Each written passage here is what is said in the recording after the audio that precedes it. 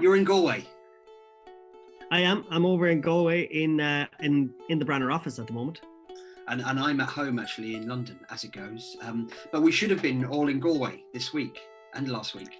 Yeah, we should have had a big gang of people working upstairs on our new piece, which we were due to be working on last June, but we had to put it off.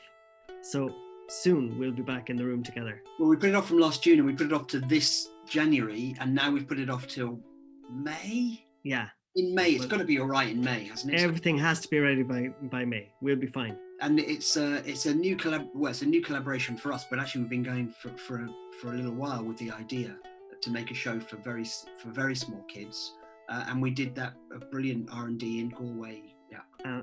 We did so much in the week. We managed to get about 20 minutes to show at a creche on our final Friday.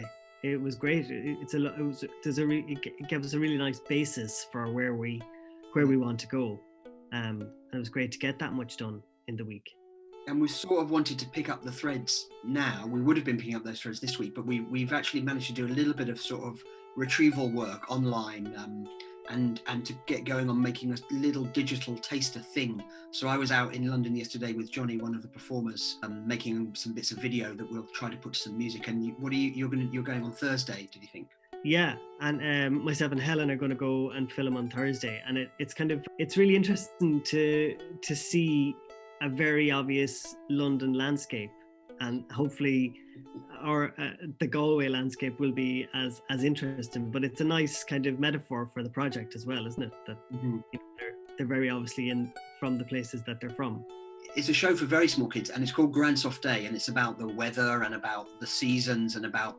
I always had that experience of being a very small kid, of being dressed by a parent or a carer. You know, with your wellies on and with all those socks and your gloves on a string through the back of your jacket, and that was one of the sort of sense of the autumn and winter weather and putting stuff on and what all that meant as a kid. It fascinates me, and that hopefully we'll get some of that into this show.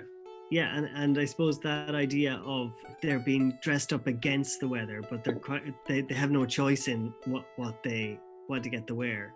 It's really interesting the way that we have tried to approach it with having no fixed narrative as such, but that the two performers are reacting to the atmosphere and the changes in the weather, and they have to find ways to adapt to it, and it makes it really playful actually.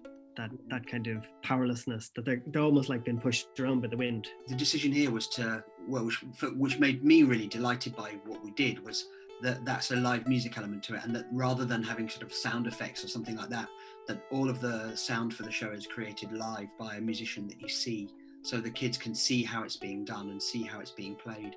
And I think you remember when we brought it to the creche that we did two showings, and in the first showing Greg was too central, and he's the musician, and he was far too interesting, so the children just wanted to watch the music being made rather than the piece that we wanted to show them. So we had to move him a little bit to the side to try and make room for the story. But it is, I always love that when there is ways in for children, so that if you decide you want to watch the musician and listen to everything, the story that they're telling, it'll be enough.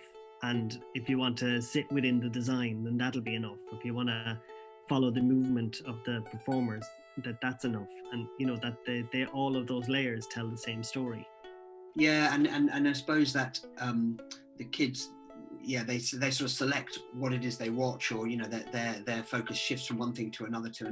I mean, I guess the other thing which I guess we haven't really explored any further because we can't right now, but was that idea of the set and the scenography being quite immersive, and actually that might be a bonus in that we can, when we go on tour, potentially, if there are still restrictions, it's possible to imagine a kind of setting for the show where one family or one little group can sit together and another little group can sit somewhere else, and kind of they're sitting in a kind of forest clearing watching the show. One of the advantages, or one of the things that the COVID situation has forced our imagination a little bit further, and to think of how to make the piece, how to embrace that element of the new reality, and say, okay, well, if we have to be divided, let's make it beautiful, and let's make it our idea rather than something that's kind of got yellow stickers on it. We're probably over time, but what do we do? Just cross our fingers and wait for May. Yeah, we're definitely going to be fine in May, Alex. Everything is going to be okay. We'll everything be wide open, and we'll be able to work and create magic, and then sure, by the time we're ready in the autumn to open the show, it'll be like nothing ever happened. That'll be fantastic. We get to play again.